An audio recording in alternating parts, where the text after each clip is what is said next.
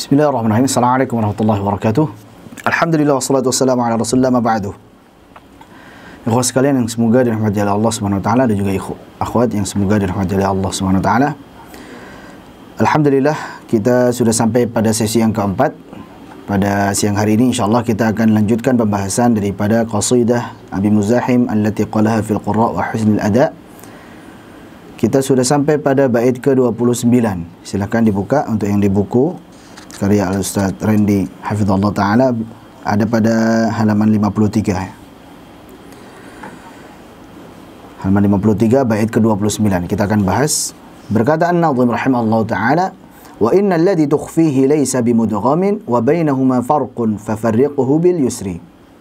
Wa innal ladzi tukhfihi, dan sesungguhnya apa yang engkau ikhfakan, engkau samarkan, laysa bimudghamin, tidaklah sama dengan yang dibaca dengan idgham. Jadi antara ikhfa dan idgham itu berbeda, tidak sama. Wa bainahuma farqun, dan di antara keduanya terdapat perbedaan. Fafarriquhu bil yusri, maka bedakanlah antara keduanya dengan mudah. Jadi ini membicarakan tentang ikhfa dan juga idgham. Ya, sebelumnya kita sudah membahas ada izhar, ada idgham, ada ikhfa. Izhar biasanya terjadi karena taba'ud, berjauhan makhraj. Adapun idgham biasanya karena tamathul, tajanus maupun taqarub, sama makhrajnya ataupun berdekatan makhrajnya. Sedangkan ikhfa terjadi karena jaraknya pertengahan, tidak terlalu dekat dan tidak terlalu jauh. Taib, itu sebab terjadinya secara umum.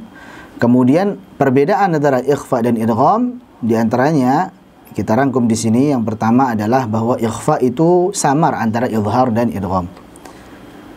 Ikhfa itu samar antara izhar dan idgham. Jadi ikhfa secara bahasa artinya adalah as-satru, menyembunyikan, membaca dengan samar.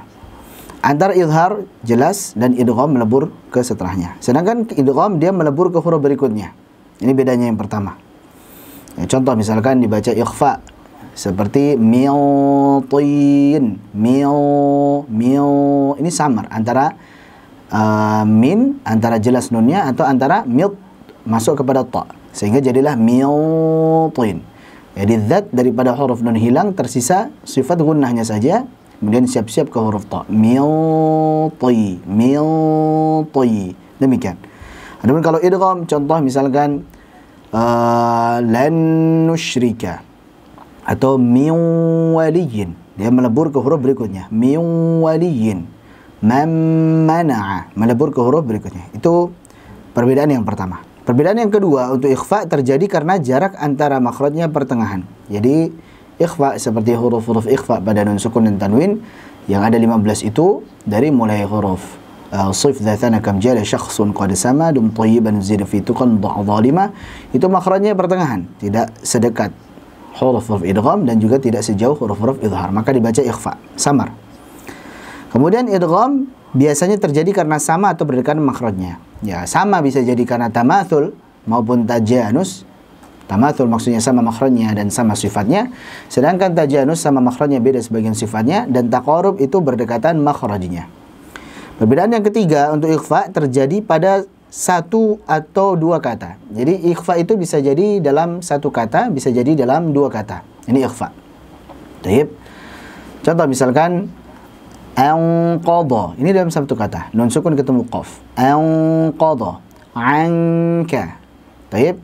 Anzala, ini satu kata semuanya. Atau dua kata, misalkan mi'tin wa man dhalla fa amma man tagha, ini dua kata. Untuk ikhfa bisa jadi satu kata atau dua kata.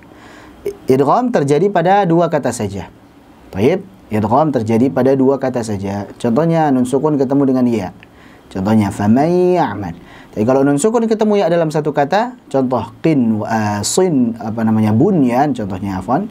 Contohnya ad-dunya bunyanun, maka itu tidak dibaca idgham tapi izhar mutlak. Jelas ya? Jadi ikhfa terjadi bisa jadi satu kata atau dua kata, sedangkan idgham terjadi pada dua kata saja. Kemudian ikhfa gunnahnya bisa tebal ataupun tipis, menyesuaikan huruf setelahnya. Pada ikhfa hakiki, kalau setelahnya hurufnya adalah huruf tipis, maka gunnahnya tetap tipis.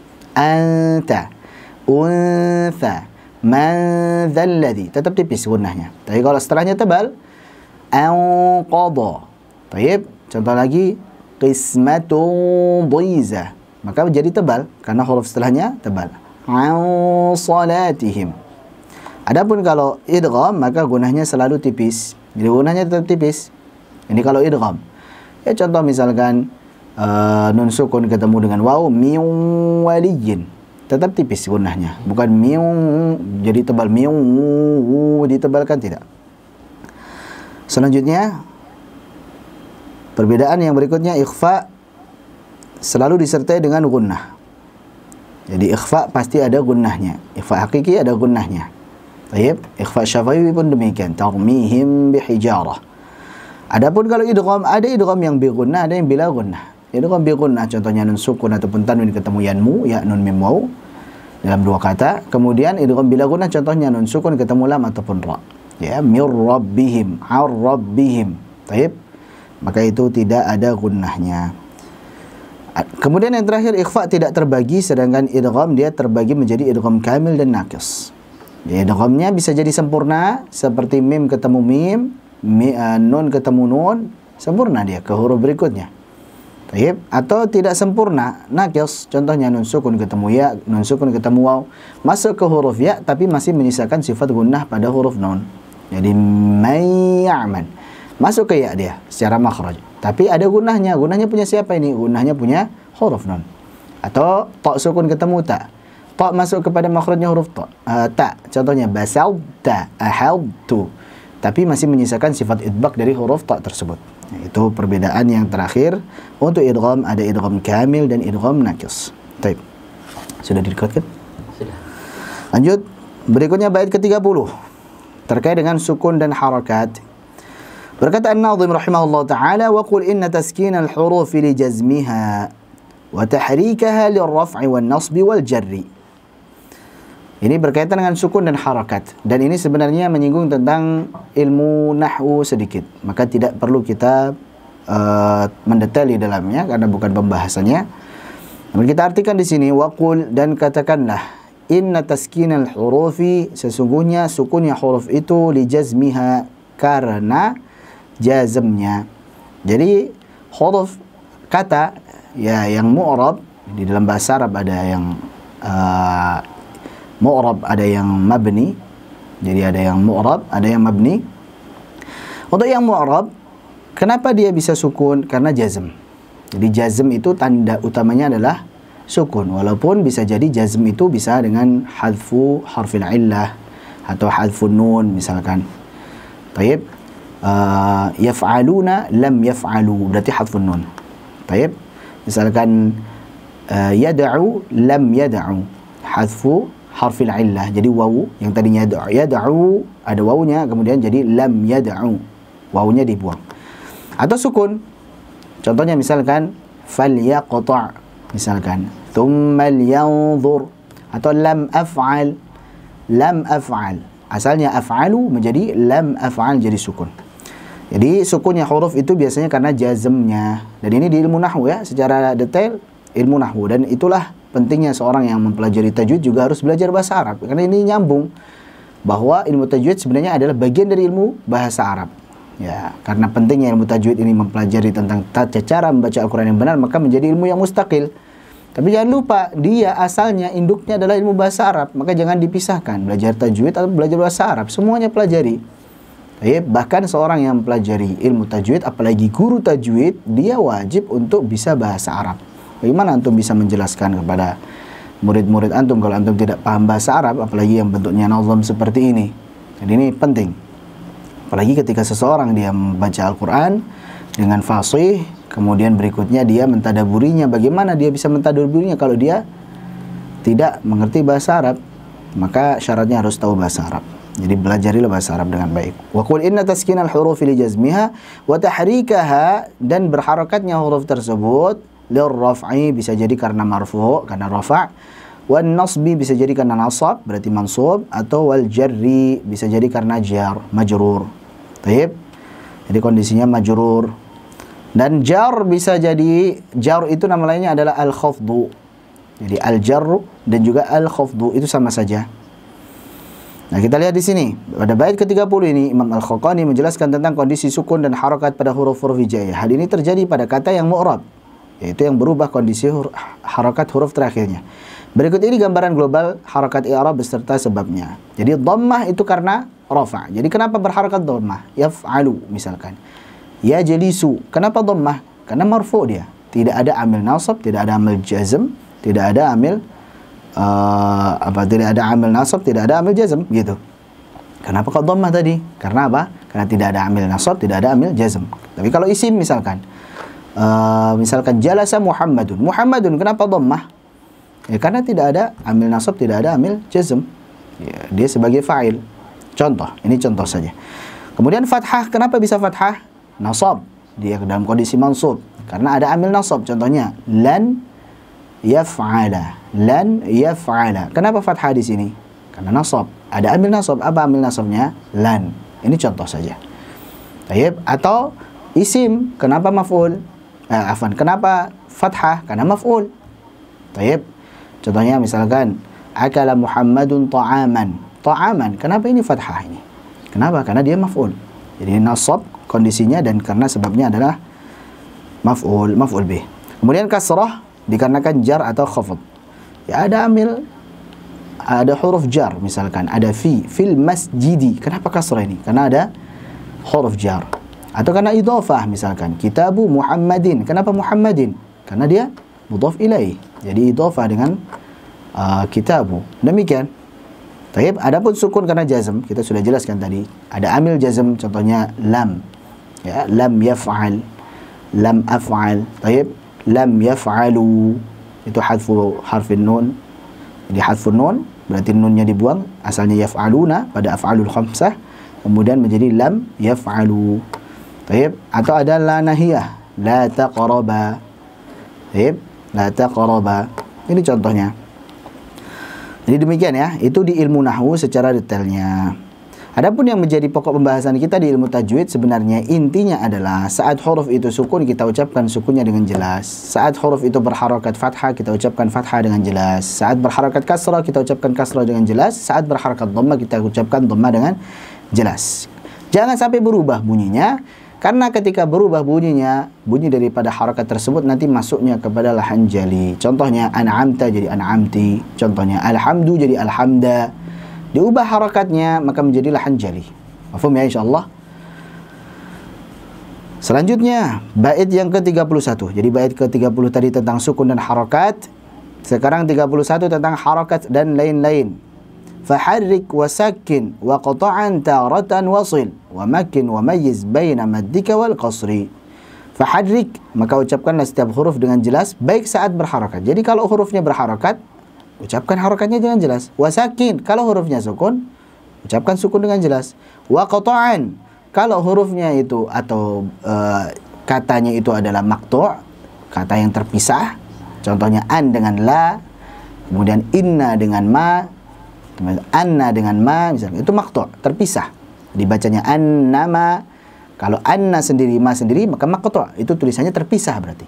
An dan la. An sendiri, la sendiri, bacanya alla, maka ini namanya maqtu'. Jadi kalau tulisannya maqtu', maka tulislah dengan maqtu' taratan wasil, dan kalau tulisannya itu mausul, bersambung, maka tulislah dengan mausul. Contoh, innama langsung, tanpa ada spasi, innama. Alla langsung, hamzah, lam, kemudian ada tasydid, kemudian ada fathah, baru kemudian ada alif, alla. Baik. Wa makin, dan tempatkanlah sesuai dengan makhrajnya. Maksudnya ucapkan huruf tersebut sesuai dengan makhrajnya. Wa mayyiz baina maddika wal qasri, dan bedakanlah antara bacaan matmu dengan bacaan qasr. Antara panjang dan pendek bedakan. Yang panjang bacalah panjang, yang pendek bacalah dengan pendek. Tapi ini semuanya sekilas-sekilas saja. Intinya kalau ada huruf berharakat, ucapkan huruf tersebut berharakat dengan jelas, fathah jelas fathahnya, kasrah jelas kasrahnya, dhammah jelas dhammahnya. Kalau huruf tersebut sukun, jelaskan sukunnya.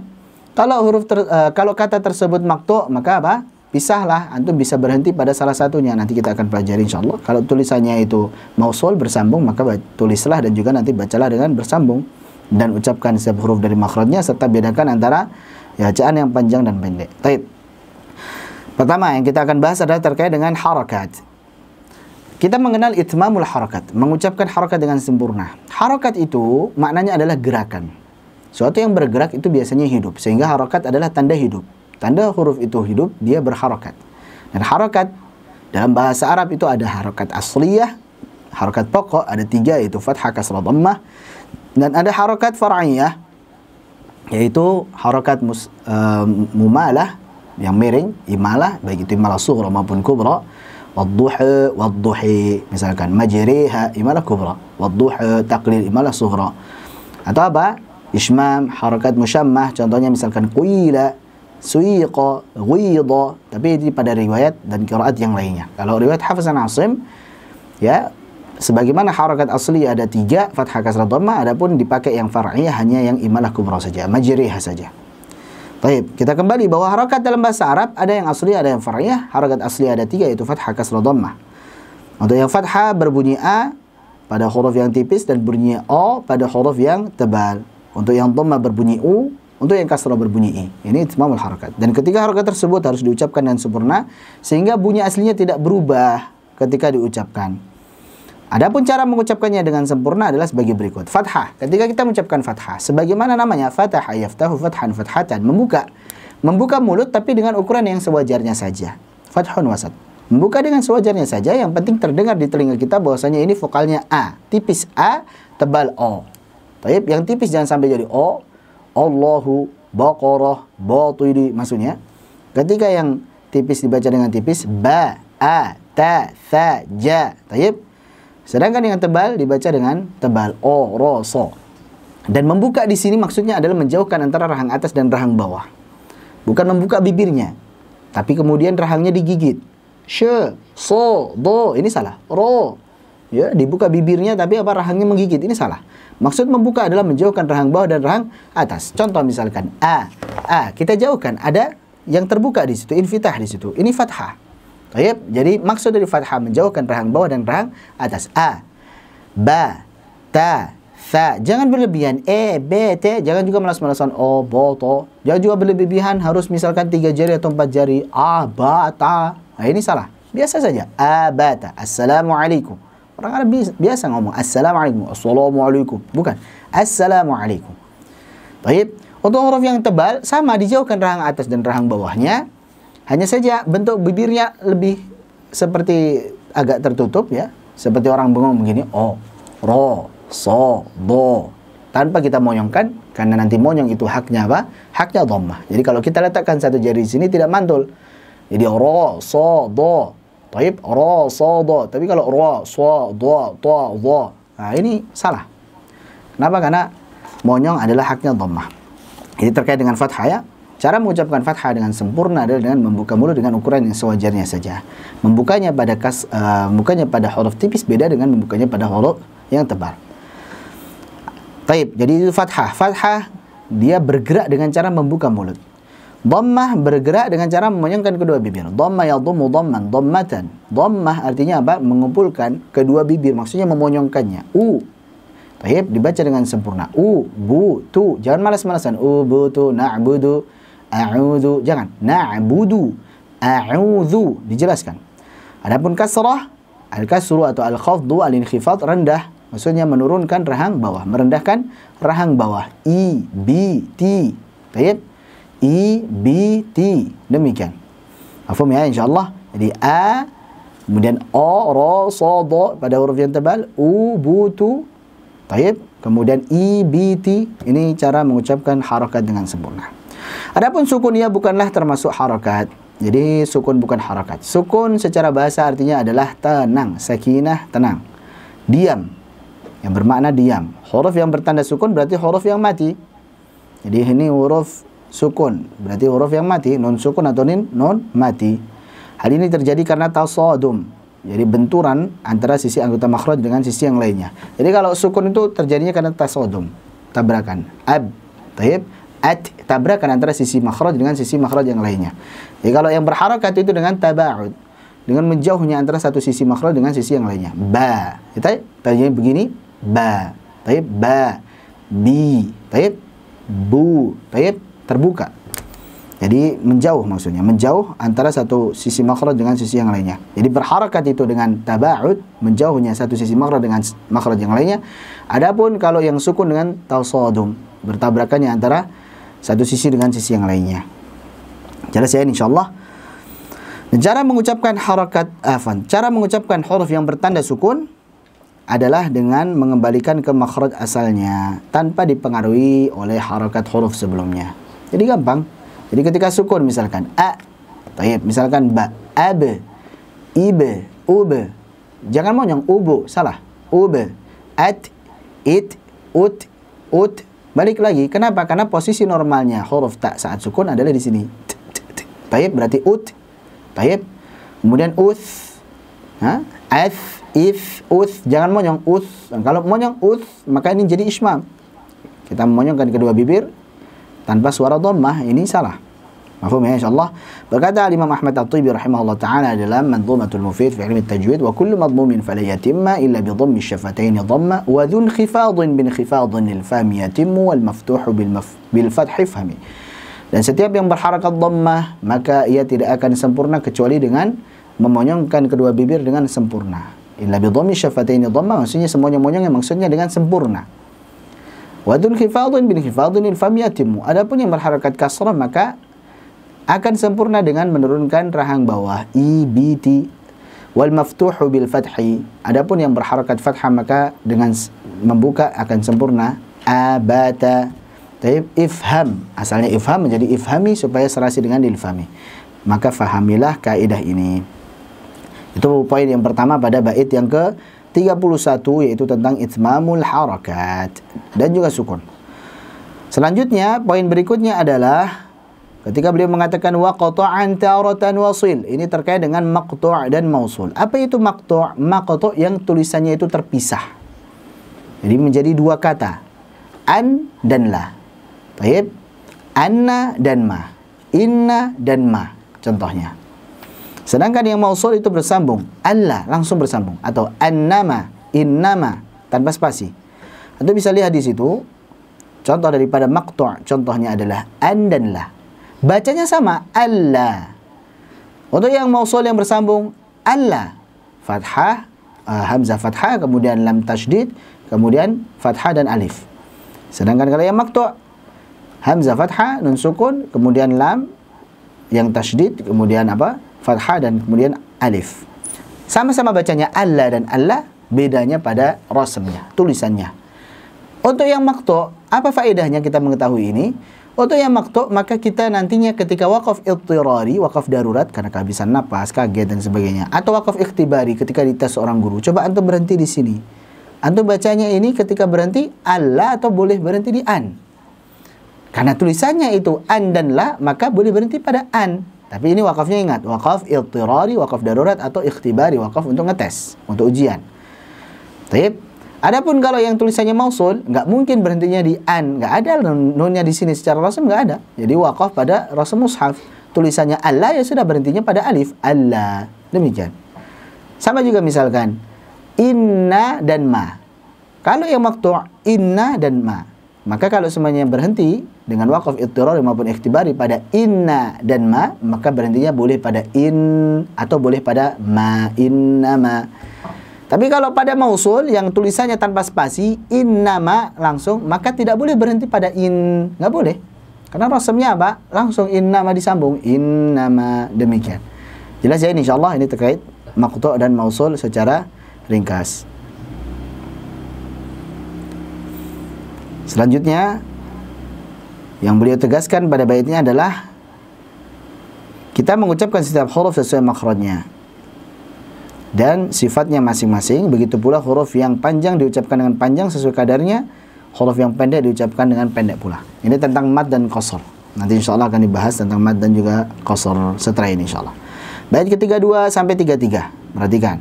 Berkata An-Nadhim rahimahullah taala, "Wa mal maddu illa fi thalathati ahrufin تسمى حروف اللين باح بها ذكري هي الألف المعروف فيها سكونها وياء وواو يسكنان معا فدري." Ini terkait dengan huruf mad dan huruf lin. Namanya huruf maddin walinin, huruf mad dan huruf lin. Wa mal maddu, dan tidak ada mad illa fi thalathati ahrufin, kecuali pada 3 huruf saja. Jadi huruf mat itu hanya 3 saja. Tusamma hurufal lini baha biha dzikri. Di mana huruf-huruf yang 3 tadi juga dinamakan pula dengan huruf lin. Jadi huruf yang 3 ini yang akan disebutkan nanti, 3 huruf ini dinamakan huruf mat dan juga huruf lin. Baik. Baha biha dzikri, menjadi jelaslah dengan pemaparanku. Jadi akan dijelaskan nanti sesuai pemaparan beliau apa saja hurufnya yang 3 tersebut. Hiyal aliful ma'rufu fiha sukunuha. Yang pertama adalah huruf alif yang ma'ruf di dalamnya dengan sukunnya. Maksudnya alif selalu sukun, alif selalu mati. Jadi nggak perlu lagi disebut alif sukun, karena alif selalu sukun. Cukup disebut alif saja sudah tahu pasti sukun ini. Kenapa? Karena alif dia selalu sukun. Hiyal aliful ma'rufu fiha sukunuha. Berikutnya wa ya'un wa wawun. Kemudian ada huruf ya dan huruf waw, yaskunani, yang bertanda sukun. Ada ya sukun dan waw sukun. Ma'an, keduanya itu sama-sama sukun. Fadri, maka ketahuilah. Jelas ya? Jadi apa intinya? Huruf mad dan huruf lin ada 3, yaitu alif, ya sukun dan waw sukun. Sudah selesai. Itu intinya. Jadi ketika disebutkan apa saja huruf mad dan huruf lin, hurufnya ada 3. Alif, ya sukun, waw sukun. Alif, ya sukun, waw sukun. Sudah selesai. Namun 3 huruf tersebut bisa dibaca sebagai mat, bisa dibaca sebagai lin. Baik, kapan dibaca sebagai mat? Dibaca sebagai mat yaitu saat alif sebelumnya fathah, a. Kemudian ya sukun sebelumnya kasrah, i. Kemudian waw sukun sebelumnya dhammah, u. Maka inilah kondisi di mana huruf-huruf tersebut dibaca sebagai mat. Dan ini satu paket ya, alif sebelumnya fathah, ya sukun sebelumnya kasrah, waw sukun sebelumnya dhammah. Adapun kapan dibaca sebagai huruf-huruf lin, dibaca sebagai sifat lin, ini sifat lin maksudnya. Kalau disebutkan lin saja maksudnya sifat lin. Kalau mat lin nanti lain lagi. Baik, ini sifat lin, ini sifat yang lembut. Kapan terjadi sifat lin? Khusus untuk huruf ya sukun sebelumnya fathah dan waw sukun sebelumnya fathah. Jadi alif tidak masuk. Berkata Syekh Sulaiman Al-Jamzuri dalam Tuhfatul Atfal sebagaimana yang masyhur, hurufuhu thalathatun fa'iha. Huruf-huruf mat itu ada 3, maka hafalkanlah. Min lafzi wayin wahya fi nuhiha. Yang ada pada lafaz wayin, waw sukun, alif, ya sukun. Jadi 3 hurufnya, waw sukun, alif, ya sukun. Wahya fi nuhiha, contohnya adalah nuhiha. Nu, waw sukun sebelumnya dhammah. Hi, ya sukun sebelumnya kasrah. Ha, alif sebelumnya fathah. Wal kasru qabla al-ya wa qabla al-wawi dhamm. Syartun, seret. Sampai sini, syartun, kasih pagar. Nah ini bait ini berkaitan dengan syarat huruf-huruf tersebut dibaca sebagai mat. Apa sih syaratnya? Yaitu wal kasru qabla al-ya. Jadi kasrah ada sebelum huruf ya sukun. Berarti ya sukun sebenarnya kasrah. Misalkan. Wa qabla al-wawi dhamm, dan sebelum waw sukun ada dhammah, syartun. Inilah syarat. Jadi kalau waw sukun dan ya sukun syaratnya adalah waw sukun sebelumnya dhammah, ya sukun sebenarnya kasrah. Adapun kalau alif wa fathun qabla alfin yultazam. Wa fathun dan fathah qabla alfin. Ada sebelum alif yultazam, diharuskan. Ya, namanya alif itu pasti atau diharuskan dia sebelumnya fathah, baru bisa dibaca mat. Kalau alif sebelumnya kasrah tidak bisa dibaca alifnya. Alif sebelumnya dhammah tidak bisa dibaca alifnya. Baik. Makanya ini bedanya kalau ya sukun dan waw sukun syaratnya. Kenapa? Karena ada potensi lain untuk bisa dibaca sebagai lin nantinya. Syarat supaya bisa dibaca mat adalah ya sukun sebelumnya kasrah, waw sukun sebelumnya dhammah. Karena nanti kondisinya kalau ya sukun sebelumnya fathah, waw sukun sebelumnya fathah, maka menjadi lin. Maka pakai katanya syartun, syarat. Ketentuannya seperti itu. Adapun kalau alif pasti sebelumnya fathah. Jadi harus sebelumnya fathah. Nggak bisa kalau alif sebelumnya kasrah atau alif sebelumnya dhammah, nggak bisa dibaca. Demikian. Adapun bait berikutnya walinu min halya wa wawun sukkina in infitahun qabla kullin u'lina. Dan sifat lin adalah dari 3 huruf tersebut yang diambil adalah huruf ya dan huruf waw yang bertanda sukun jika sebelumnya berharakat fathah. In infitahun jika berharakat fathah qabla kullin, sebelum semuanya, sebelum masing-masingnya, sebelum ya sukun maupun sebelum waw sukun. U'lina, diumumkan. Jadi jelas ya. Intinya huruf mad dan huruf lin ada 3, alif, ya sukun, waw sukun. Kapan dibaca sebagai mad? Alif sebelumnya fathah, ya sukun sebelumnya kasrah, waw sukun sebelumnya dhammah. Kapan dibaca sebagai lin? Ya sukun sebelumnya fathah, waw sukun sebelumnya fathah. Sudah selesai. Itu pembahasan yang ada pada bait 32 dan 33. Adapun rincian pembahasan tentang mad beserta pembagiannya dibahas secara detail di kitab Tuhfatul Atfal dan juga Salsabil Syafi.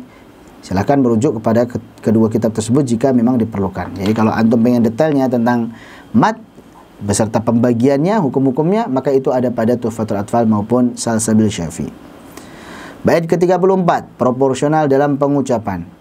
Nah, ini beliau senantiasa mewasiatkan kepada kita untuk senantiasa proporsional ya di dalam ilmu tajwid ini, bahkan nanti di dalam setiap perbuatan kita harus pas, proporsional. Perhatikan di sini, wa khafif wa thaqil washdudil fakka 'amidan wa la tufritan fil fathi wad dhammi wal kasri. Wa khafif, dan ringankanlah pengucapan huruf yang bertanda sukun. Jadi kalau ada huruf bertanda sukun diucapkan dengan ringan, santai saja ngucapinnya. Wa thaqil washdudil fakka 'amidan, dan ketika ada huruf yang bertasydid maka bacalah dengan kuat. Jadi kuatkanlah pengucapan huruf yang bertasydid serta ucapkanlah tasydid dengan tepat. Washdudil fakka 'amidan wa la tufritan fil fathi, dan jangan sekali-kali engkau berlebihan dalam pengucapan fathah, wad dhammi, dan juga dhammah, wal kasri, dan pengucapan kasrah. Jadi proporsional dalam pengucapan ya. Kalau ada huruf bertanda sukun, ucapkan dengan ringan. Santai saja mengucapnya. Taib. Kalau ada huruf yang bertasydid, maka ucapkanlah dengan lebih kuat. Dan ucapkanlah tasydid tersebut dengan tepat. Dan jangan sekali-kali berlebihan dalam pengucapan fathah, kasrah, maupun dhammah. Taib. Ini berkaitan ya dengan proporsional dalam pengucapan.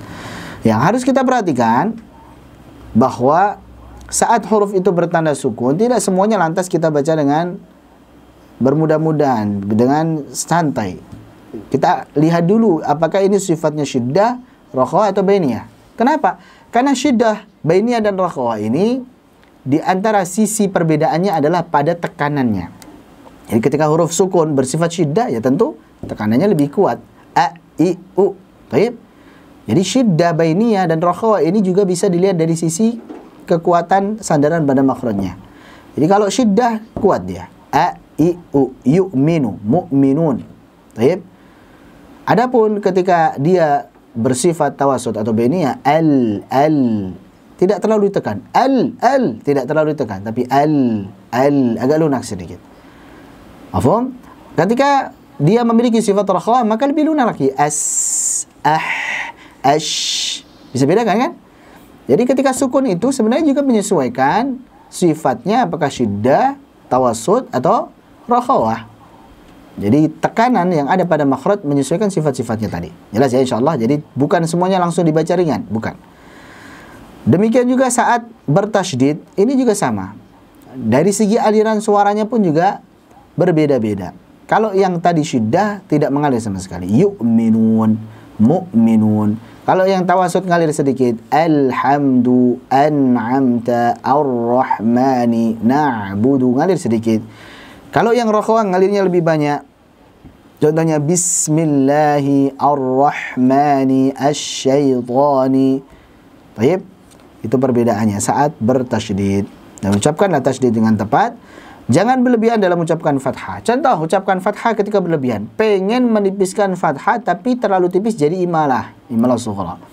Alhamdu, a'udhu, Allahu, maradun, halsa, bilhaqi, dan sebagainya. Ini berlebihan dalam pengucapan fathah.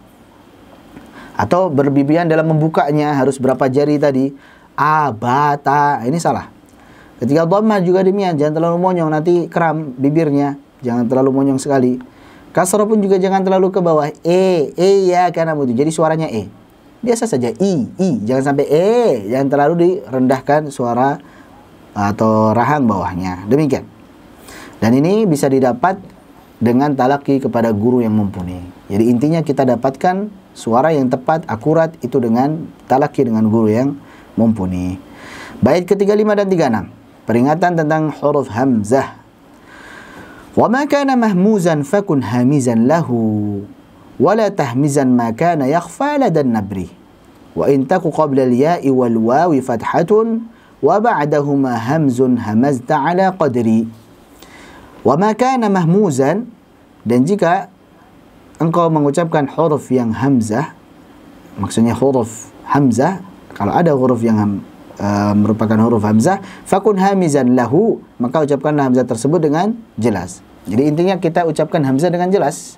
A, I, U. Dan hamzah ini adalah huruf yang makhrajnya paling jauh, ya, paling jauh, paling berat pengucapannya. A, I, U, karena paling jauh makhrajnya. Wala tahmizan makana yakhfa ladan nabri, dan jangan sekali-kali tahmizan makana yakhfa ladan nabri. Maksudnya jangan sekali-kali hamzah yang dia itu ikhfa, yang dia itu samar, maksudnya nanti adalah hamzah yang musahhalah, hamzah yang dibaca tashil. Jangan sampai terlalu engkau tekan, jangan terlalu engkau hentak. Jadi diucapkan dengan tashil, dengan ringan. Jangan sampai diucapkan dengan apa? Dengan tahqiq, dengan jelas, dengan dihentakkan. Baik, kita akan lihat di sini contohnya. Jadi hamzah itu ada hamzah muhaqqaqah, ada hamzah yang dibaca dengan tahqiq, diberikan makhraj dan sifatnya secara sempurna. Makhrajnya di tenggorokan paling bawah. Sifatnya dari mulai jahar, dari mulai syiddah, istifal, infitah, kemudian ismat, ini diberikan semuanya dengan sempurna. Contoh, a'antum, hamzah jelaskan. A'antum ashaddu khalqan amis sama' banaha. Jadi ada beberapa hamzah di sini. Contoh, dibaca dengan jelas-jelas. A'antum ashaddu, dibaca dengan jelas hamzahnya. Amis, dibaca dengan jelas hamzahnya. As-sama, dibaca dengan jelas hamzahnya di akhir. Jelas ya? Jadi hamzah muhaqqaqah harus dibaca sesuai dengan makhraj dan sifat-sifatnya yang dimiliki. Kemudian ada hamzah yang mukhfa. Hamzah yang mukhfa, hamzah yang dibaca ikhfa, maksudnya adalah hamzah tashil, musahhalah, yang dibaca ringan. Suaranya antara suara hamzah dan suara huruf mad, menyesuaikan. Apakah yang kedua itu adalah fathah atau dhammah atau kasrah, maka suaranya nanti menyesuaikan. Kalau fathah dengan fathah, contoh a'ajami, asalnya a'a, tapi menurut sebagian orang Arab ini berat, ada dua hamzah beriringan, setelahnya ada huruf ain lagi, maka kemudian hamzah keduanya dibaca tashil. Apa itu tashil? Dibaca ringan, dibaca mudah, suaranya antara hamzah dan mat. Kalau hamzah muhaqqaqah, a'ajami. Baik. Kalau hamzah dengan mat, a'jami, dibaca panjang. Tapi ketika dibaca tashil sangat mudah, seperti kita seret saja. A'jami. Kesalahan pada pembacaan tashil adalah dibaca dengan ha. Ahajami atau a'jami menjadi mat, atau a'ajami menjadi tahqiq. Maka tashil justru lebih mudah. A'jami. Namanya saja tashil supaya lebih mudah, maka bacanya seperti ini. A'jami. Baik. Walau ja'alnahu Qur'anan a'jamiyyan laqalu laula fussilat ayatuh a'jamiyyun wa 'arabi. Seperti itu. A'jamiyyun wa 'arabi. Demikian. Ini namanya hamzah mukhfa atau hamzah musahhalah. Jelas ya? Jadi wala tahmizan makana yakhfa ladan nabri, dan jangan sampai engkau terlalu menekan huruf hamzah yang harusnya dibaca dengan ikhfa, dibaca dengan tashil. Ini poin kedua. Kemudian wa in taku qabla al-ya'i wal wawi fathatun, dan jika ada sebelum huruf ya maupun sebelum huruf waw harakat fathah. Jadi kalau ada ya sukun, waw sukun, sebelumnya fathah, berarti lin lah gampangnya ya. Jika ada sifat lin, wa ba'dahuma hamzun, setelah sifat lin tersebut ada huruf hamzah. Contoh misalkan syai'an, tayyib, syai'an, atau sawatihima misalkan, ara'aita, bukan syai'a, itu yang tepat, sawatihima misalkan contohnya. Wa ba'dahuma hamzun, setelah keduanya, yaitu setelah waw sukun sebelumnya fathah dan ya sukun sebelumnya fathah itu ada hamzah. Hamazta ala qadri, maka hendaklah engkau mengucapkan hamzahnya tersebut sesuai kadar yang semestinya. Ala qadri maksudnya sesuai kadar yang semestinya. Baik, contoh misalkan, innallaha ya'lamu ma tad'una min dunihi min syai'. Jadi jelaskan hamzahnya sesuai kadarnya. Baik. Sama juga misalkan fabadat lahuma sawatuhuma. Itu contoh. Contoh lagi misalkan dhanna as-sawu. Baik. Dhanna as-sawu. Jadi jelaskan hamzahnya seperti itu. Ini bait 35 dan 36 intinya tentang peringatan saat mengucapkan hamzah. Apa peringatan pertama? Kalau hamzahnya itu muhaqqaqah, hamzah yang tahqiq, maka kita ucapkan sesuai makhraj dan sifat-sifatnya secara sempurna. A antum ara'aita wa imra'atuhu. Dijelaskan dengan sesuai dengan makhraj dan sifatnya. Adapun kalau yang kedua hamzahnya itu adalah hamzah mukhfa atau hamzah musahhalah, maka dibaca dengan ringan. A'jami. Kalau di riwayat Hafiz an Asim yang wajib dibaca dengan tashil adalah pada surah Fussilat ini. Ya, walau ja'alnahu Qur'anan a'jamiyyan laqalu laula fussilat ayatuhu a'jamiyyun wa 'arabi. Adapun tempat yang lain ada pada 3 kata yaitu Allahu adz-dzakaraini dan al-ana pada 6 tempat. Jadi 3 kata pada 6 tempat. Al-ana 2 kali, kemudian adz-dzakaraini 2 kali, Allahu 2 kali. Untuk 3 kata ini pada 6 tempat. Baik. Jadi ini 2 kali, 2 kali, 2 kali ya, Fan ya. Al-ana 2 kali, adz-dzakaraini 2 kali, Allahu 2 kali. Jadi totalnya semuanya 6, afwan. Jadi total semuanya 6, masing-masing kata tadi 2 kali, 2 kali, 2 kali. Nah, ini bisa dibaca dengan 2 cara. Cara yang pertama adalah dengan ibdal. Jadi yang pertama adalah Allahu. Kan ada 2 hamzah nih. Hamzah qata' yang merupakan hamzah istifham a, kemudian hamzah wasal. Baik, hamzah wasalnya diubah jadi alif sehingga itulah disebut ibdal, mengganti hamzah wasal dengan alif dan dibaca 6 harakat sebagai mad lazim atau mad farq. Allahu al-ana adz-dzakaraini. Demikian. Jelas ya? Itu cara baca yang pertama. Cara baca yang kedua bisa dengan tashil. Allahu al-ana adz-dzakaraini. Jelas? Taib, itu terkait dengan yang dibaca dengan tashil. Adapun peringatan yang ketiga adalah kalau ada hamzah muhaqqaqah yang jatuh setelah sifat lin, yaitu ya sukun sebelumnya fathah, wa sukun sebelumnya fathah, maka jelaskan hamzah muhaqqaqah tersebut. Contoh, dhanna as-sawu. Taib, syai'. Taib, sawatuhuma dan sebagainya. Lanjut. Berikutnya tentang peringatan huruf ra dan huruf lam. Pada bait ke-37 peringatan huruf ra dan huruf lam. An-Nadhim mengatakan waraqiq bayan ar-ra'i wal lam yanzarib lisanuka hatta tanzima al-qawla kad-durri. Masyaallah. Waraqiq bayan ar-ra'i dan tipiskanlah dengan jelas huruf ra. Jadi kalau huruf ra wal lam dan huruf lam sedang dalam kondisi tipis, maka jelaskanlah tipisnya. Yanzarib, mana dari yanzarib adalah fasih, menjadi fasih lisanuka, lisanmu. Niscaya lisanmu akan menjadi fasih. Hatta tanzimal qawla, sehingga perkataanmu tersusun rapi. Sehingga engkau mampu menyusun perkataan secara rapi kadurri, layaknya mutiara. Mutiara yang tersusun, disusun mutiaranya tersebut dengan indah menjadi gelang atau kalung misalkan. Maka seperti itulah ya ketika seseorang melatih contohnya huruf ra dan huruf lam yang tipis dibaca dengan jelas, kemudian fasihlah lisannya, maka dia mampu untuk menyusun perkataan-perkataannya secara rapi sebagaimana indahnya mutiara. Jadi ini terkait peringatan ra dan juga lam. Nah, pada bait ke-37 ini Al-Imam Al-Khaqani menjelaskan tentang 2 huruf yaitu ra dan lam. Perbandingan antara huruf ra dan lam, antum bisa lihat. Untuk huruf ra, makhrajnya ada pada ujung punggung lidah menempel pada gusi 2 gigi seri atas. Jadi makhraj huruf ra adalah ujung punggung lidah. Ini misalkan punggung kita, anggaplah sebagai lidah, maka ujung punggungnya adalah yang mepet-mepet ke sini. Mepet-mepet ke mana? Leher. Jadi memang bukan di ujung lidah tapi di ujung punggung lidah. Agak kita lipat sedikit, tekuk sedikit seperti ini, maka ra-nya di sini. Kenanya ra-nya di sini. Baik, itu huruf ra. Ujung punggung lidah menempel pada gusi 2 gigi seri atas. Ra.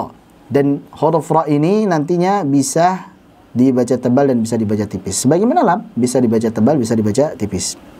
Adapun lam makhrajnya ada pada ujung 2 tepi lidah sampai akhir ujung lidah. Jadi misalkan ini lidah kita, ujung tepi lidah sini, ujung tipe lidah sini sampai kepada ujung lidah, sampai pada ujung tipe lidah berikutnya. Taib, itu makhraj huruf lam, luas makhrajnya. Taib, kalau dot kan dari yang paling belakang tepi lidah sampai pada ujung tepi lidah, dari sini sampai sini. Taib, sedangkan lam dari sini sampai ujung lidah, sampai ujung tepi lidah lagi. Mafhum ya, insyaallah. Itu makhrajnya huruf lam menempel dengan gusi dari gigi-gigi bagian atas. Itulah lalilu, mudah, ada di bahasa kita. Jadi secara makhraj bedanya seperti itu. Secara sifat, semua sifatnya sama kecuali pada sifat takrir. Jadi sama-sama jahar, sama-sama tawassut, sama-sama istifal, sama-sama infitah, sama-sama idlaq, sama-sama inhiraf. Bedanya kalau huruf ra punya sifat takrir, sedangkan huruf lam tidak punya sifat takrir. Ya, semua sifatnya sama. Seandainya bukan karena takrirnya huruf ra, maka dia menjadi lam. Dan sebagian yang berpendapat bahwasanya makhrajul huruf ada 14, itu lam sama ra makhrajnya sama. Seperti pendapatnya Qutrub Al-Farra Al-Jarmi, maka mengatakan bahwasanya lam dan ra itu sama makhrajnya. Ini pendapat yang mengatakan makhrajul huruf ada 14 ya. Kalau yang mengatakan 17 dan 16 maka berbeda makhrajnya, sebagaimana makhrajnya yang kita sampaikan tadi. Nah, untuk sifat takrirnya huruf ra ini, maksud takrir adalah getaran. Karrara yukarriru, itu maksudnya adalah pengulangan. A'ada yu'idu, pengulangan. Sesuatu yang lebih dari satu kali. Maka getaran itu kan sesuatu yang lebih dari satu kali. Maka makna daripada takrir langsung diartikan sebagai getaran. Dan getarannya adalah getaran yang halus, getaran yang lembut, bukan getaran yang kasar. Ar-ra salah. Ar-ra, ar-ri, ur-ru. Demikian. Jadi sifat takrir pada huruf ra ini harus diperhatikan. Jangan berlebihan dalam menjelaskannya sehingga jadi kasar. Ar-ra, irri salah. Jangan pula terlalu menyembunyikannya sehingga malah bersifat syiddah. Taib, Ar-Rahman. Mana tawassutnya? Hilang tawassutnya. Jadi takrirnya hilang, tawassutnya juga hilang. Nah, ini mengurangi sifat berarti. Ar-Rahmanir Rahim. Wa Fir'auna salah. Kemudian berikutnya, perbedaan untuk huruf ra dan huruf lam. Hukum asal daripada huruf ra adalah tebal. Jadi mayoritas hukum ra itu tebal. Sedangkan lam mayoritasnya tipis. Taib, meskipun huruf ra dia hukum asalnya tebal dan mayoritas daripada bacaan ra itu tebal, dia tidak masuk pada sifat isti'la. Jadi tidak masuk pada sifat isti'la. Kenapa? Karena untuk yang isti'la adalah yang selalu dibaca tebal. Ada 7 huruf isti'la, khussadaqtun kid, selalu dibaca tebal. Maka untuk ra, meskipun dia mayoritasnya tebal, tapi dia kan ada kondisi tipisnya. Jadi kelompoknya isti'la khusus untuk yang selalu tebal. Yang kadang tebal, kadang tipis, maka tidak bisa masuk kepada isti'la. Dia masuknya tetap istifal. Demikian. Taib. Secara umum huruf hijaiyah ditinjau dari tebal dan tipisnya dibagi menjadi 3 kelompok. Antum lihat pada halaman selanjutnya. Jadi ada yang selalu dibaca tebal, tafkhim, yaitu 7 huruf isti'la, khussadaqtun kid. Jadi 7 huruf isti'la ini selalu tebal apapun kondisinya, apapun harakatnya selalu tebal. Meskipun pada tingkatan yang paling rendah, yang itu kasrah, maka tetap dia disebut sebagai tebal, tafkhim. Kemudian ada yang dibaca tafkhim tarqiq, maksudnya tebal pada suatu kondisi dan tipis pada kondisi yang lain. Ada 3 huruf, yaitu huruf alif, lam, dan ra. Jadi alif, kapan dia tebal? Kalau sebelumnya tebal. Kapan dia tipis? Kalau sebelumnya tipis. Adapun ra, ada rinciannya. Kapan dia tipis? Ada rinciannya, ada 5 poin. Yaitu saat ra kasrah. Yang kedua, ra sukun sebenarnya kasrah. Yang ketiga, ra sukun sebenarnya kasrah saat waqaf. Yang keempat, ra sukun sebelumnya apa? Ya sukun sebelumnya fathah. Baik. Yang kelima, ra imalah, majriha misalkan. Kemudian saat yang tebal adalah di mana ra fathah, ra sukun sebenarnya fathah, ra sukun sebenarnya fathah saat waqaf. Kemudian ra dhammah, ra sukun sebenarnya dhammah, ra sukun sebenarnya dhammah saat waqaf. Kemudian ra sukun sebelumnya hamzah wasal, irji'i misalkan, irkam ma'ana. Kemudian ra sukun sebelumnya kasrah, tapi setelah ra sukun ada huruf isti'la yang bukan kasrah, mirsad, irsada, firqah dan sebagainya. Maka ini tebal. Paham ya? Baik. Dalam satu kata, firqah, qirtas, irsada. Kalau dalam 2 kata tetap tipis. Contoh, fasbir sabran jamila wa la tusa'id khaddaka lin-nasi. Dalam 2 kata ketemu huruf isti'la tetap tipis. Adapun ada kondisi juga saat dia boleh tebal, boleh tipis. Untuk huruf ra ini bisa boleh tebal, boleh tipis. Kapan itu? Yaitu ra sukun sebenarnya kasrah, setelah ra sukun ada huruf isti'la kasrah. Dan satu kasus saja, yaitu fakana kullu firqin kattaudin 'azim. Bisa firqi, bisa apa? Firqi, bisa tebal, bisa tipis. Dan kondisi yang kedua adalah ra sukun, ya. Sebelumnya huruf isti'la sukun, sebelumnya lagi kasrah. Ada dua kata yaitu misr dan juga qitr. Ainal qitr dan juga udkhulu misr. Boleh udkhulu misr tebal atau misr tipis, ainal qitr tebal atau ainal qitr tipis. Adapun pembahasan detailnya ini ada pada Muqaddimah Jazariyah dan juga kitab-kitab yang lainnya. Terakhir untuk huruf lam, untuk kelompok yang ketiga adalah yang selalu tipis, ada pada 19 huruf istifal. Jadi sisanya itu semuanya selalu tipis, seperti hamzah, ba, ta, tha, jim, ha dan sebagainya itu selalu tipis. Jelas ya? Jadi kita sudah jelaskan ini. Meskipun huruf ra asalnya adalah tebal, namun ia tetap berada di kelompok huruf-huruf istifal karena terkadang ia dibaca tipis. Sedangkan kelompok isti'la adalah untuk huruf-huruf yang selalu dibaca tebal di semua kondisi. Jadi kalau mau masuk di kelompoknya isti'la harus selalu tebal di semua kondisi. Kalau kadang tebal, kadang tipis, masuknya istifal itu. Demikian. Baik. Sudah selesai. Untuk yang terakhir, paling bawah adalah huruf lam. Ia dibaca tarqiq atau tipis di semua kondisi kecuali pada lafaz Allah dan Allahumma. Jadi lam itu asalnya tipis, semua kondisinya tipis kecuali pada Allah dan Allahumma jika sebelumnya adalah fathah atau dhammah. Khusus untuk Allah dan Allahumma sebelumnya fathah atau dhammah maka dibaca tebal. Contoh misalkan fad'ullaha, dibaca tebal.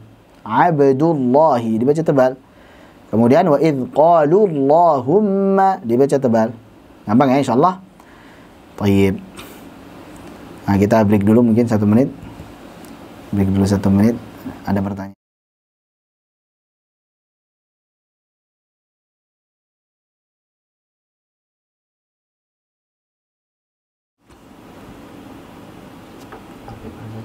Ya?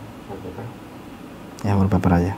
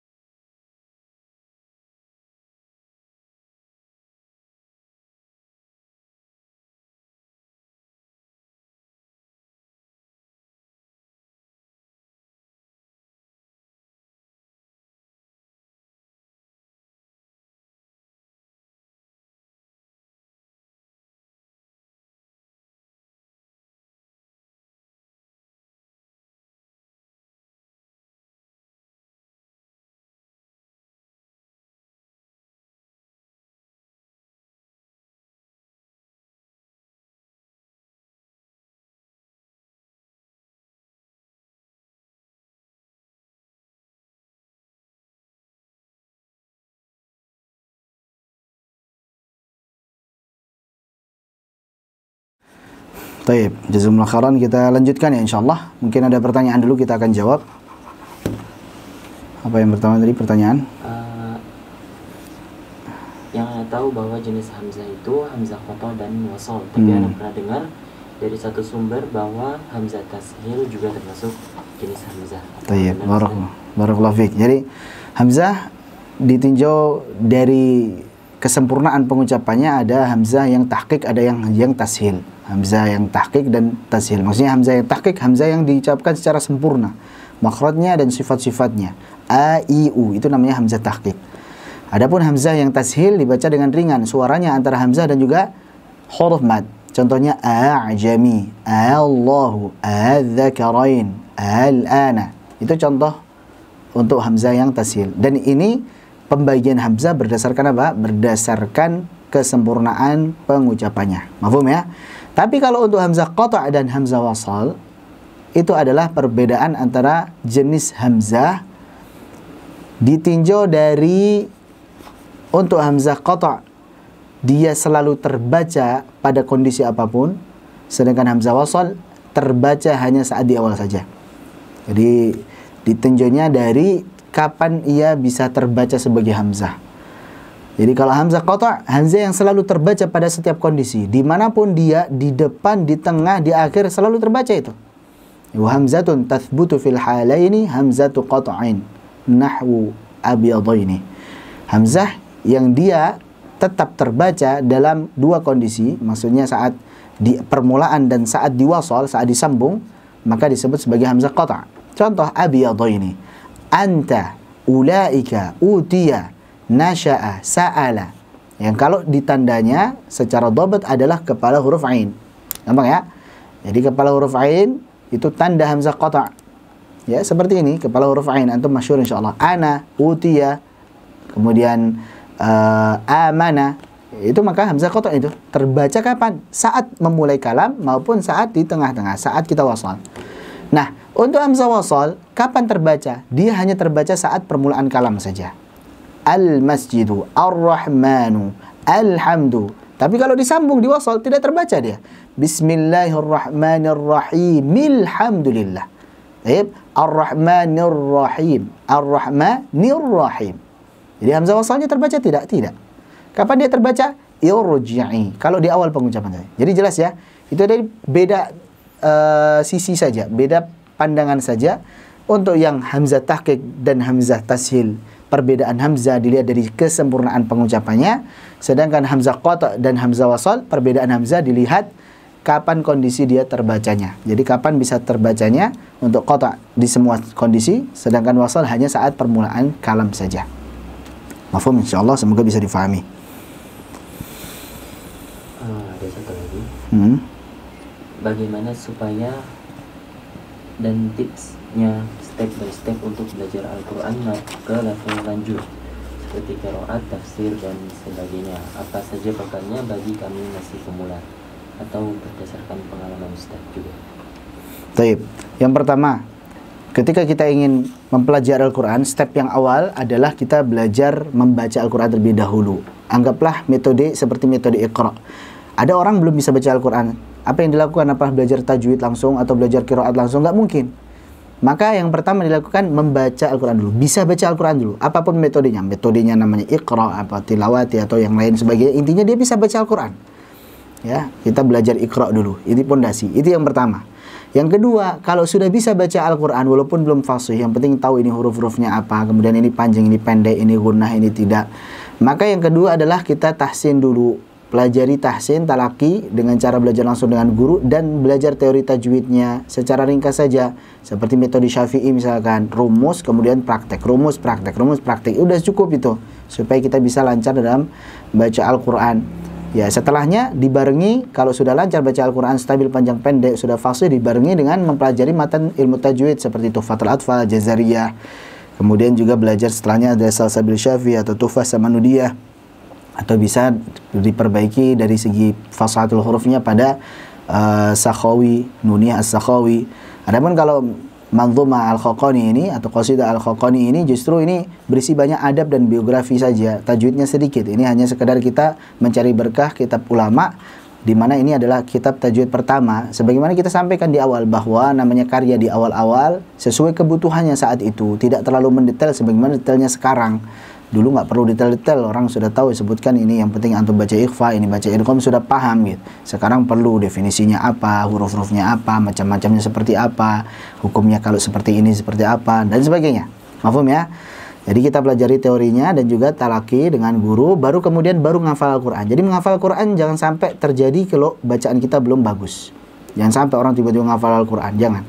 Setelah menghafal Al-Quran, selesai satu riwayat 30 juz, baru belajar qiraat. Kalau bisa belajar qiraat itu memang kita sudah menguasai minimal satu riwayat. Jangan terburu-buru, jangan isti'jal.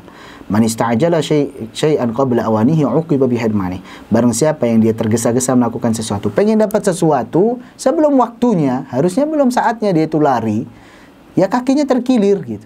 Harusnya dia masih tahapan merangkak, harusnya tahapannya masih jalan, namanya masih bayi, masih pemula. Antum suruh anak bayi buat lari, apalagi salto-salto, trail running misalkan, lari-lari di gunung, ya pasti terkilir, jatuh, patah malan kakinya.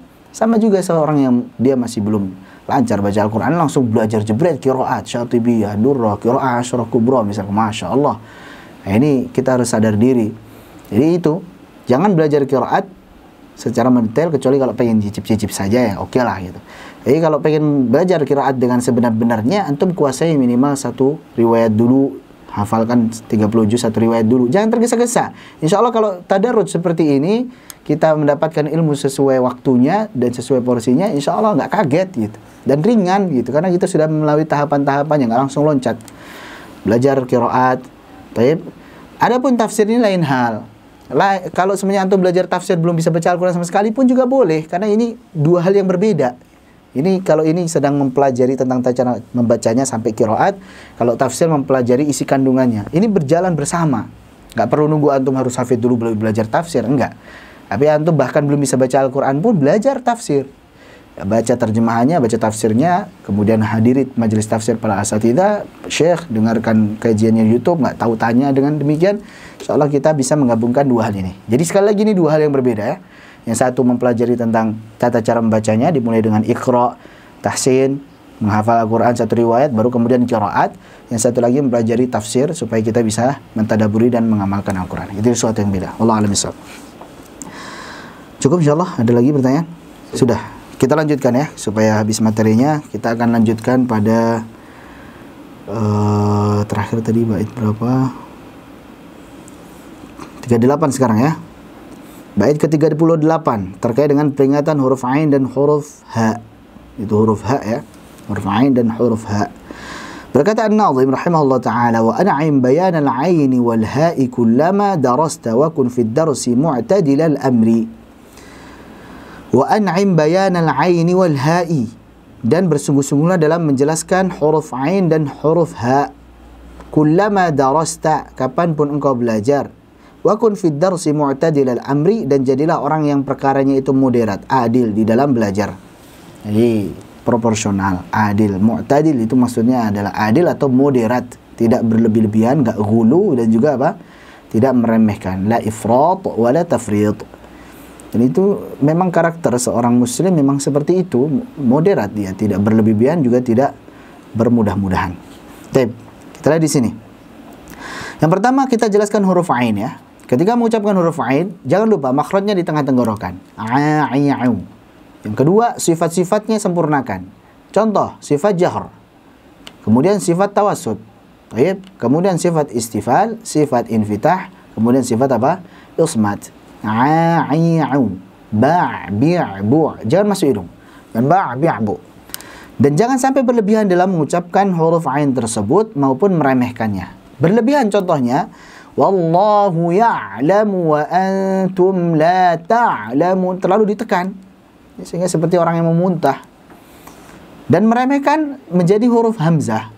Contoh misalkan, wallahu ya'lamu wa antum la ta'lamun. Ini malah artinya bahaya. Wallahu ya'lamu, Allah sakit. Waliyadzubillah, wa antum la ta'lamun, dan kalian tidak sakit. Jadi al-alam itu artinya sakit gitu. Jadi in takunu ta'lamuna fa innahum ya'lamuna kama ta'lamun. Jika kalian merasa sakit, sungguh mereka pun juga merasakan sakit gitu. Jadi kalau hamzah ain diubah jadi hamzah, sudah berubah jauh maknanya. Maka jangan sampai berlebihan terlalu ditekan ainnya tadi. Biasa saja. Ya'lamu, ya'lamu. La ta'lamun, jangan berlebihan. La ta'lamun, sampai antum bisa amandel itu ngucapin huruf ain. Satu halaman ngucapin ain amandel langsung. Karena apa? Terlalu ditekan. Jangan pula meremehkan sehingga jadi huruf hamzah. Waliyadzubillah. Jadi maknanya berubah tadi. Itu terkait huruf ain. Berikutnya huruf ha, dan huruf ha ini adalah huruf yang makhrajnya jauh sebagaimana hamzah. Walaupun memang antara keduanya ada selisih sedikit, tapi intinya dia di tenggorokan paling bawah, paling jauh, huruf ha, hi, hu. Taib. Dan sifat-sifatnya adalah sifat-sifat yang mayoritasnya lemah, seperti sifat hams, seperti sifat rakhawah, seperti sifat istifal, infitah. Ini lemah semua ini. Kemudian sifat khofa, tambahan. Bagi sebagian ulama ada sifat khofa yang samar. Ini ha punya sifat yang lemah-lemah semuanya. sudah makhrajnya jauh, susah diucapkan dan lemah lagi, maka jangan sampai hak itu nggak jelas gitu. Jelaskan pengucapan hak itu. Jelas ya? Ha, hi, hu. Taib. Jadi ketika mengucapkan huruf ha, wal ha'u takhfa fajlu fi idhariha. Berkata al-Imam As-Sakhawi dalam Nuniyah As-Sakhawi, huruf ha itu takhfa, punya sifat khafa. Dia itu samar. Fajlu fi idhariha, maka jelaskanlah di dalam mengucapkan huruf ha ini. Jadi ha, hi, hu. Fi nahwi min hadi wa fi buhtani. Min had, buhtan. Wajibahuhum wa wujuhuhum bayyin bila thiqalin. Dan pada kata jibahuhum, yauma yuhma 'alaiha fi nari jahannam fatukwa biha jibahuhum. Jelaskan huhum bila thiqalin, juga wujuhuhum, wujuhuhum. Wa amma alladhina biyaddat wujuhuhum, wujuhuhum. Jelas. Jangan masuk hidung juga, wujuhuhum, jibahuhum, jangan masuk hidung. Juga jangan berlebihan, harus dari dada misalkan. Wujuhuhum, jibahuhum, ini berlebihan. Biasa saja. Jibahuhum. Saat menjelaskannya, bila thiqalin, tanpa berat. Jadi biasa saja. Jibahuhum, wujuhuhum, demikian. Dan jangan sampai masuk hidung. Baik. Wajibahuhum wa wujuhum bayyin bila thiqalin tazidu bihi ala tibyani. Sehingga karena diucapkannya terlalu berlebihan, berat, akhirnya menambahkan dari kadar kejelasan yang semestinya. Taib, ini terkait dengan huruf ha. Jadi dilatih ya.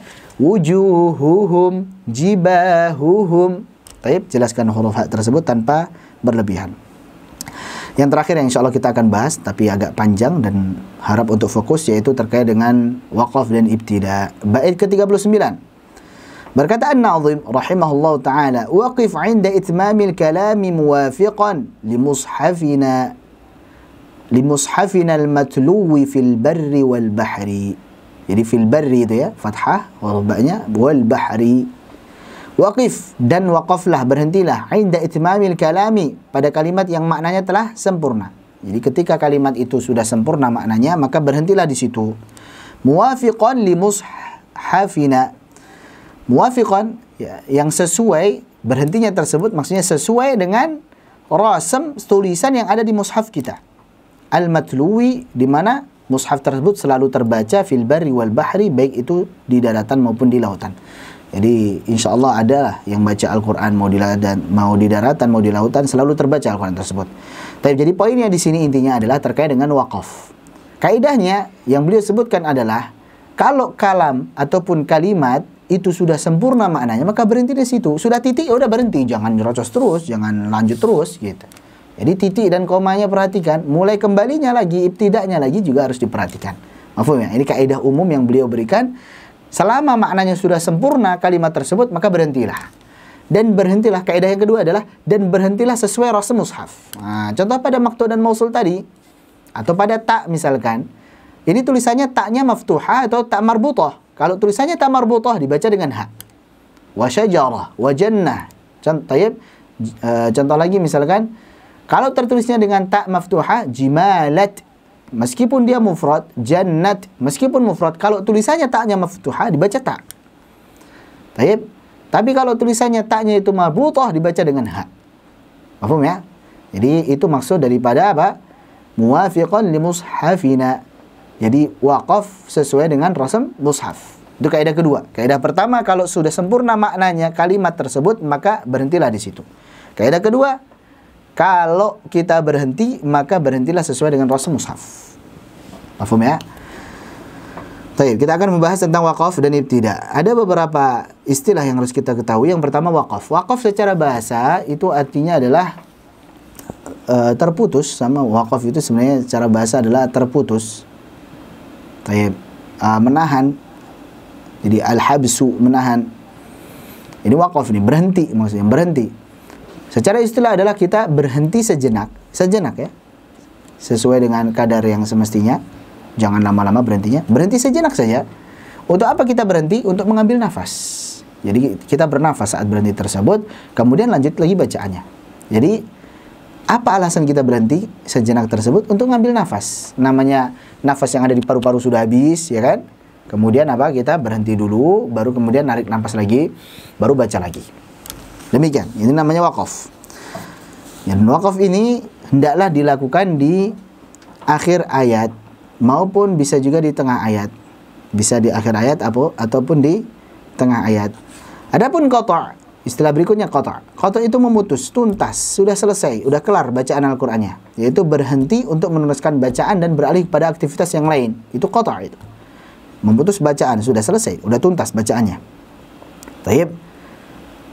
Itu kurang rapi, nanti Anda rapikan insyaallah untuk paragrafnya itu.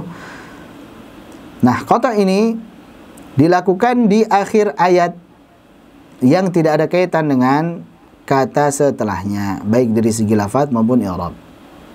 Dari segi lafaz tidak ada kaitan dengan kata setelahnya. Baik, ini qata'. Dan afdalnya lagi qata' itu di akhir surah misalkan. Ini afdal nih. Qata' berhenti tuntas di akhir surah. Sudah selesai semua maknanya. Atau di akhir kisah. Nah, di akhir kisah cerita Nabi Musa misalkan sudah selesai, berhenti di situ.